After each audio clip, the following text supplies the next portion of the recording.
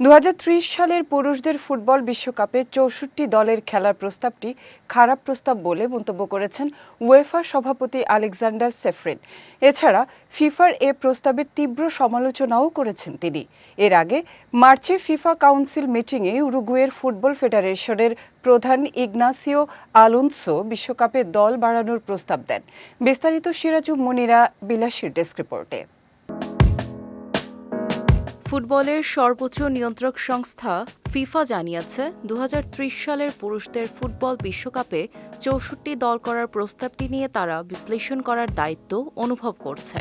তবে উয়েফার সভাপতি সেফেরিন এই প্রস্তাবের বিরোধিতা করেন। এছাড়া বেলগ্রেডে উয়েফার কংগ্রেসে তিনি তার অবস্থান পরিষ্কার করেন। সেফরিন জানান, এটি বিশ্বকাপের জন্য ভালো নয় এবং বাছাই পর্বের জন্য উপযুক্ত নয়। এ সময় উয়েফা এই ধারণাকে সমর্থন করবে না বলেও জানান তিনি।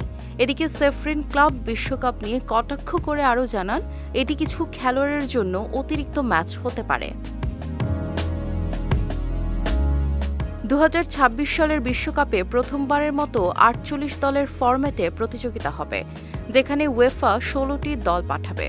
কিন্তু ৬৪ দলের বিশ্বকাপে তাদের অংশগ্রহণ আরও বৃদ্ধি পেলেও উয়েফা এই ধরনের বড় পরিবর্তনের প্রতি আগ্রহী নয়। এদিকে ২০৩০ সালের বিশ্বকাপ স্পেন, পর্তুগাল এবং মরক্কোতে অনুষ্ঠিত হলেও কিছু ম্যাচ উরুগুয়ে, আর্জেন্টিনা এবং প্যারাগুয়েতে অনুষ্ঠিত হবে।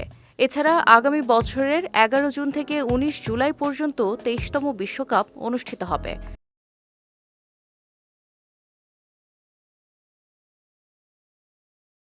দ্য গ্রেটেস্ট শো অন আর্থের এই টুর্নামেন্ট হবে যুক্তরাষ্ট্র, কানাডা ও মেক্সিকোতে। এবারই প্রথম বিশ্বকাপে অংশ নেবে ৪৮ দল। বিজয় টিভি নিউজ ডেস্ক।